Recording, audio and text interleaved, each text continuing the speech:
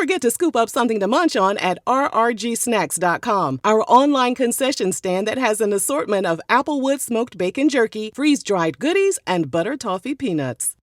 So we made a post asking our besties to send in their relationship questions, and Auntie would jump in and give them some advice and words of wisdom. So let's get into it. Take it away, Auntie. I can't wait to hear this. Why don't sisters submit to brothers when women of other races do and will?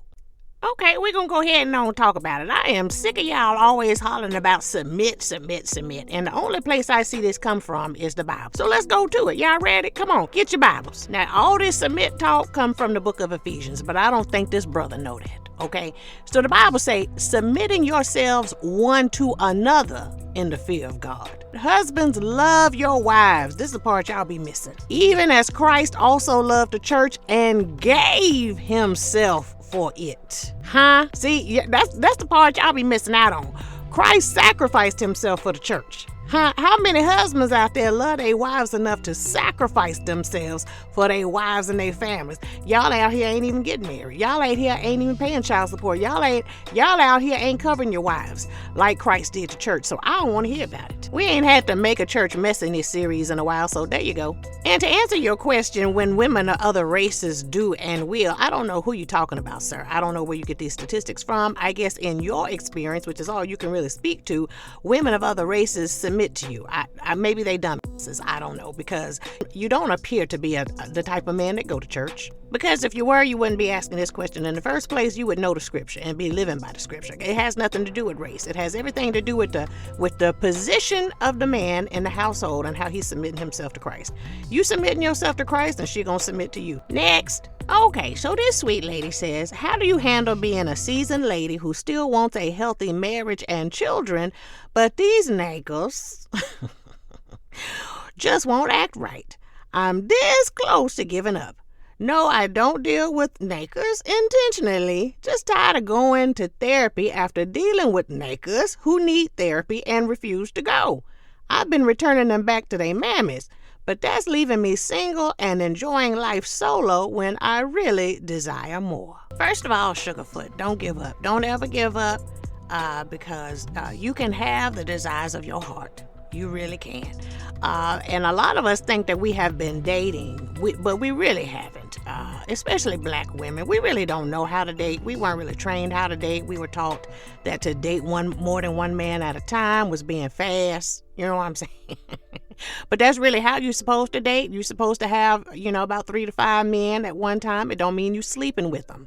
You're not sleeping with these men. You're getting to know them, all right? You're getting to know what you like and what you don't like, all right? So, number one, I would suggest that you would think that I would say slow down, but I'm going to tell you to pick it up and have more men on the roster. You need to date more. You need to get out, and I mean coffee dates, walks in the park. These folks don't need to know where you live, where you work, all right? It's not that serious. You just need to expose yourself to more men folk. And number 2 is you need to stop going to the places you've been going to, all right? Because apparently that's what the nakers are. So if you're accustomed to going to certain clubs, you need to switch it up. You need to go to a club that's about 25 minutes away instead of the 10-minute club you go to all the time. Or you need to start going to baseball games instead of football games. Or you need to start going to athletic events altogether. Or you may need to start going to the gym. You may, instead of going to that bar, that's off of Martin Luther King Jr. Boulevard, you may need to go to the bar that's, off of Lakefront Avenue. You understand what I'm saying? You picking up what I'm putting down? And also expand, or you may want to consider expanding and opening yourself up to dating men of different races. Ain't nothing wrong with that. Ain't nobody gonna judge you for that, baby. They doing it. And that's not the point. But the point is, open yourself up to more possibilities. And when I say open yourself up, I'm not talking about being dumb, and I'm not talking about being vulnerable.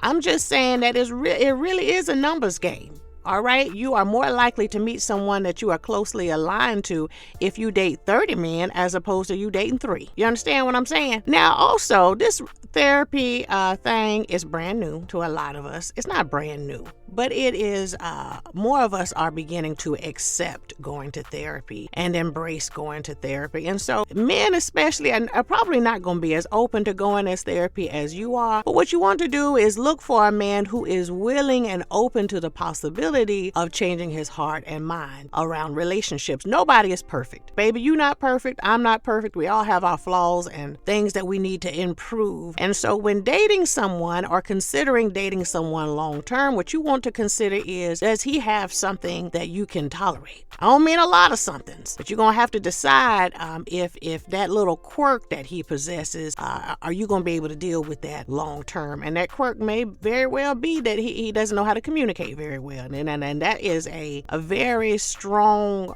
pillar of a good relationship. Now, but if he's leaning into working on it, and you see he's working on it, and you got patience for him to work on it, stick with him. And you like everything else about him, that's the only thing, then stick with him. If not, and communication is important to you, and that's going to lead me to number 4, and I'm going to wrap it up. Decide what you want. Choosing and releasing will be very easy, just like catching fish, okay? If you know you ain't out there looking for no crappies, and you get a crappie, you looking for a bass, you throw the crappies back out. It's just that simple. And I don't mean, to be crass about it, but you said that you are a woman of a particular age. You said you seasoned. We ain't got that kind of time, all right, to be fooling around. Stay off of them date naps. I know I said I was gonna wrap up with number 4. Number 5, stay off the date naps, and let me tell y'all why. Because sorry if y'all met your love of your life on a dating app, and sorry if you in a long-term relationship and you met the one you love on a dating app. Okay, y'all are the exception and not the rule. Generally speaking, and I think everybody will agree, if you have like a buffet of women, and these men can just swipe,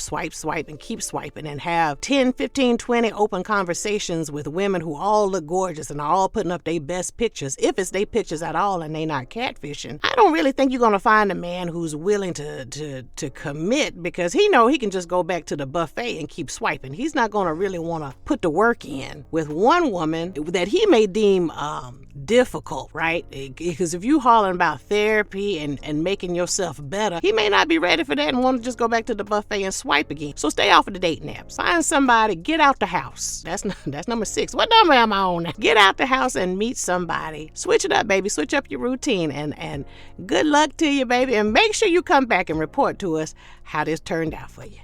Okay, this week girl say, "Hey aunt, it's me, the bodyguard. Hey bodyguard, I've been married for 8 years, together for 16. We have teens in high school and a 10-month-old, and I really feel like I've lost me since the new baby came. Like I can't get back in the baddie groove. I'd love some insight from you and others in the comments." Well, first of all, baby, congratulations on the new baby. All right, and I have to say, first off, you must be doing something right. You got a brand new baby. Okay, so the baddie game ain't completely lost.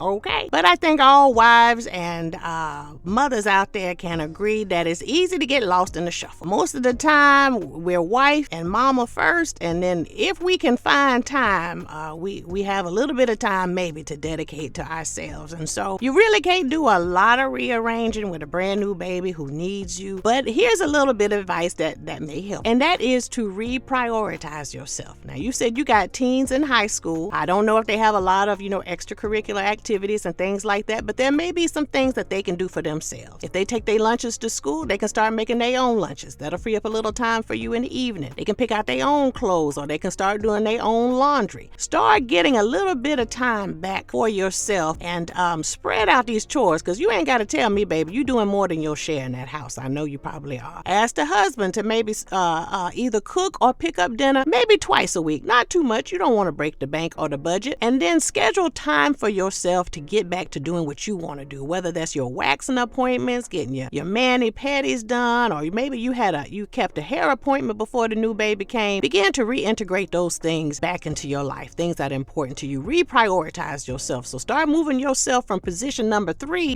back up there to 1, 2, and 3. Try to do them all, at the same time. Women are good at multitasking now. Some studies suggest that multitasking, doesn't really exist, and we end up not being able to give 100% focus, but such is the life as a woman. We've been doing it, and our brains are wired that way to kind of have our hands on several things at one time. So Auntie is going to advise you to start releasing some of these things that you've been doing all on your own to these grown-ass folks in your house.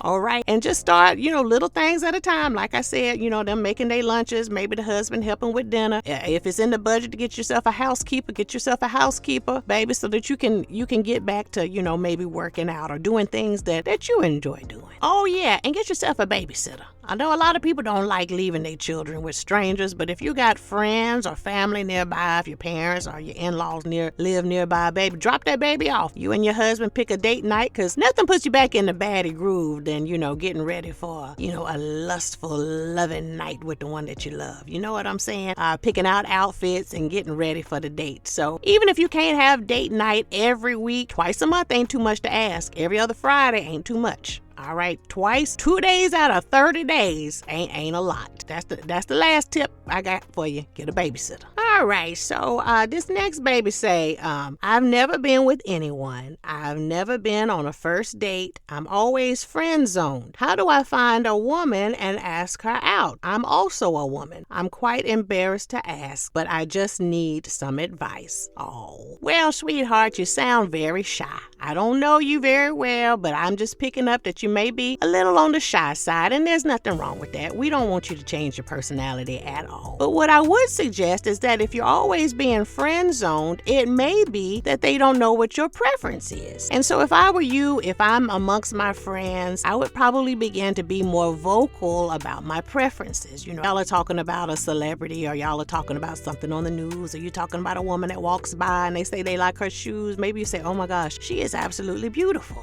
So that people begin to get the idea of what your preference is. Now, if they already know your preference and you are getting friend zoned, I'm going to advise you, like I advised the young lady earlier in this audio, you just got to keep going. It's just a numbers game. This message is to everybody. You can't be afraid of rejection. A long time ago, Auntie had a background in sales, and it was just a matter of numbers. I just had to make sure I needed to talk to more people, because the more people I talk to, the better my chances of getting a yes were. And the way I thought about it was, go ahead and get through all the no's so I can get to a yes. But I didn't take the no's personally. What I told myself is, well, they just don't have enough information about what I'm offering. So I either need to give them more information so they can say yes, or I just need to come back around to them. But in the meantime, let me get through all the no's so I can get through the yeses. So I want you to think of it as a numbers game. You might need to surround yourself with more people, go to more places, do more things. And a lot of this is just going to be a matter of getting your confidence up. That's all. Just be a little more vocal, right? About what you want and what you're looking for. And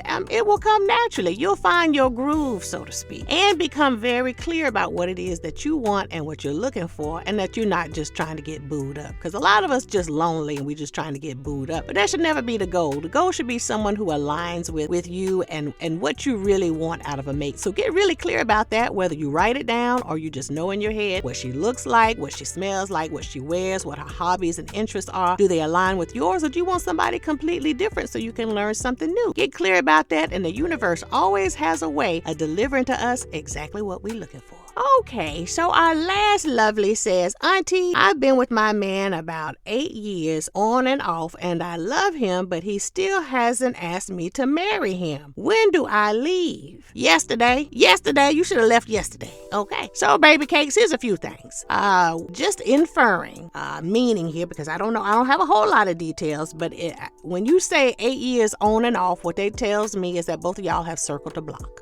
Okay. And if that man believes that he can have access to you whenever he wants to, he can drop you, or y'all can drop one another, and he can come back around, circle the block, and get you back. He's not in a hurry to commit himself to you, all right? Because he knows that he can get you whenever he wants to. So 8 years is way too long. Okay, 3 years is too long in my book. But since we're at the 8-year mark and you asking, and I'm glad that you did, this is what I would do. First of all, you need to make your intentions clear, all right? And that's just a matter of communication. And I don't mean asking the man. I just mean inadvertently finding out what it is he wants, because ultimately, I'm assuming here, you want him to ask you, all right, based on your question to me. And so this is what I would do. Right now, he is the center of the relationship. I would begin decentering him just a little bit, and I would begin putting myself in the center. I'd pick up some interests that don't include him. I don't know, you might want to start going to the gym, or change your hair color, or begin dressing a little differently in a manner that might attract the attention of the man that you want to marry you. I would start going out with friends. I would begin doing things that make me happy. But I would look good every time I went out and did it. Now that what that's gonna do is one of two things. He gonna wonder if you're cheating on him, all right, or he gonna wonder who out there looking at my woman, and that's gonna spark conversation. Once that conversation occurs, I would act very surprised. Now, me and y'all be quiet, shut up and sit down. Y'all don't even need to be listening to this. And once that conversation comes up, I would act surprised and I'd say, oh, well, we've been dating for so long, I wasn't sure that we were that committed. Am I wrong? And see what he says. He may be just as surprised as you are. Well, I thought that's what we wanted. I thought we was just, having fun and going with the flow. And you may say, oh dear, 8 years is a long time, sugar. There's some things that I want. What do you want? Have you all even had that conversation? Finding out what each other wants. Now, if he's the type of man who has said openly and outright, and you've heard him say openly and outright, he never wants to be married, baby, you need to move on. Just one day when he go to work, pack up stuff from your house, go get a lease at another apartment, just move out. Just go on, especially if that's what you want. But if he's clear about what you want and he's still dragging his feet, then you need to make moves to move on. And you don't have to do this suddenly because, broken hearts is a real thing. Just because the man hadn't married you don't mean he don't love you, right? But for some reason, he's dragging his feet on committing. And if committing is what you want, then you got to get him in a committing frame of mind. And men don't typically commit if they think they got access. But if he think he might lose that access, tell me who's getting all my love? See, if it make you want to sing Chris Brown, then he might reconsider, you know what I'm saying? You got to be real subtle about this. You have to be, you can't make it be like, well, I'm going to put my freakum dress on and I'm walking out the house. You have to be like, oh, this looks like fun. I think I'll start doing this on Thursday nights. And he'll be like, what? Let me go with you. No, baby, it's just a girl's thing. I just kind of want to, do some stuff of my own. If he senses you pulling away, right? And y'all have heard me talk about the hormones before, all right? And his vasopressin is high. Then that man is going to move towards you, all right? And commit. But make sure you come back and you let us know how that went. All right, Auntie, I'm sure she will. Listen, Auntie, thank you so much for coming through and giving our besties advice. Now listen, all of this for entertainment purposes only. Don't y'all take Auntie's advice with a grain of salt. Do or you don't. You move forward at your own risk. But I love being able to help each and every one of y'all. Auntie really love y'all. I'm so glad that y'all asked me these questions. If anybody else have any questions, y'all feel free to come back and drop some questions or come back and give us some feedback. Come back and let us know how we did. Come back and let us know how you did with the advice that was given. And let us know if you enjoyed this segment. We'll see y'all next time.